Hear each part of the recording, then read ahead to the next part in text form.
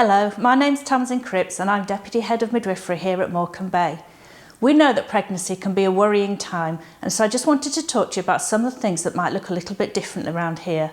First of all, I want to reassure you all that we are here for you still. Any concerns or any worries that you've got 24 hours a day, you can phone us anytime. There are no silly questions. Things might look a little bit different when you come in to have your baby.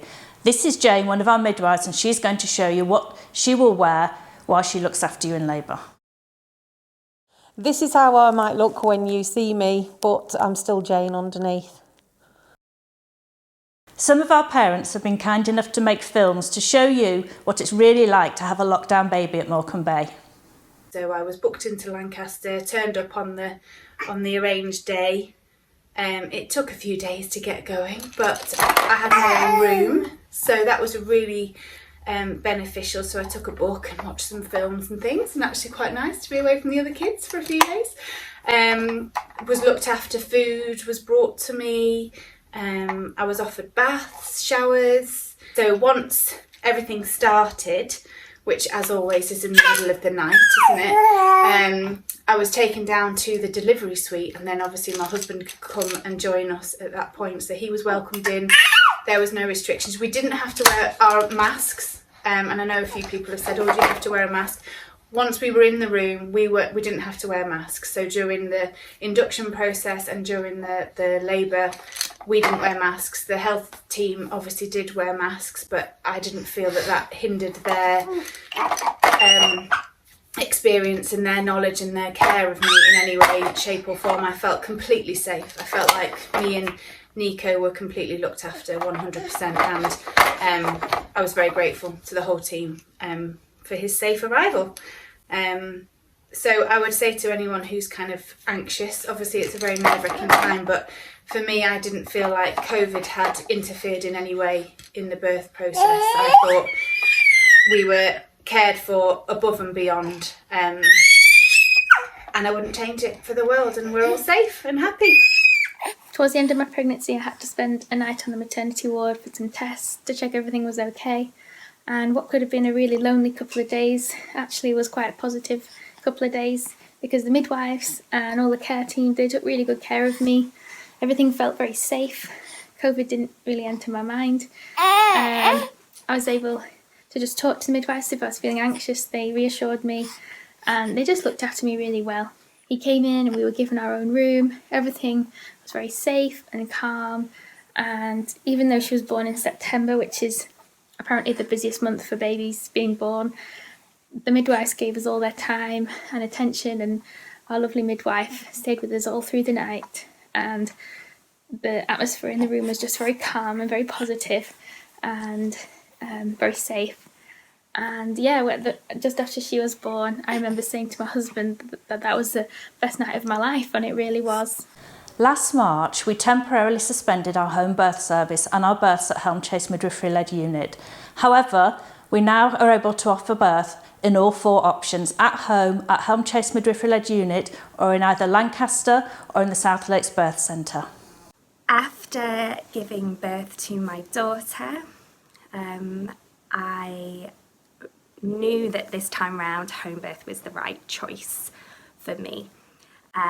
So I chose to have him at home, and was really excited with just how supportive the Juniper team were with that decision. So I went in for my first appointment, and my brilliant midwife said, "Oh, we're great at them here," and that was just like music to my ears. No questions asked, just super supportive of my choice.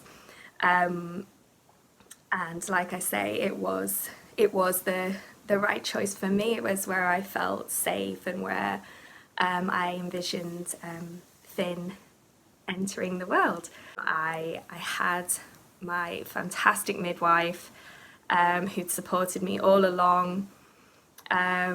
It was actually only 40 minutes, I think, that the midwives ended up here for. It was quite a quick birth. Things ramped up rather quickly, and I had him in the pool, which was only just full, downstairs in my living room, and my daughter woke up to a baby brother the next morning. It was fabulous and just the best decision for me. In order to keep you, other mums and our staff safe, we have had to ask you to attend your antenatal appointments on your own where you possibly can. We've listened to your feedback though, and we do understand that for some appointments and for some people this is really difficult. So what we've said is that if you need to bring one person with you from your household for support, that's okay, and we will welcome them. I just wanted to share with you my experience of giving birth in the pandemic, because I had an amazing experience, and if my story can help to alleviate some people's worries, then that would be amazing. So I gave birth during the first lockdown in June. It was actually the day that it became compulsory to wear masks in hospital. So I was quite nervous that I was going to have to wear a mask throughout the whole of labour, but that didn't happen. Obviously I had to wear a mask on the way into my delivery room through the hospital. But once I was there I could take it off. I stayed in that same room the whole time that I was in hospital, and when I left from that room. My husband came with me and he was there the whole time with me. I had 2 midwives, and it's hard to explain how incredible they were. They were just amazing.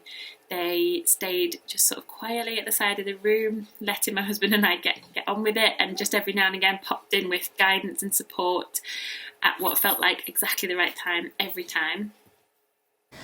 We are not able to admit your partner into our postnatal wards just at the moment. However, this is under review, and any updates will be posted on our website, on our maternity app, or on UHMBT social media.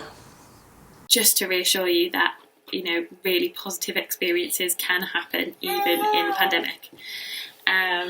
So good luck to everybody, and goodbye from me and Kay.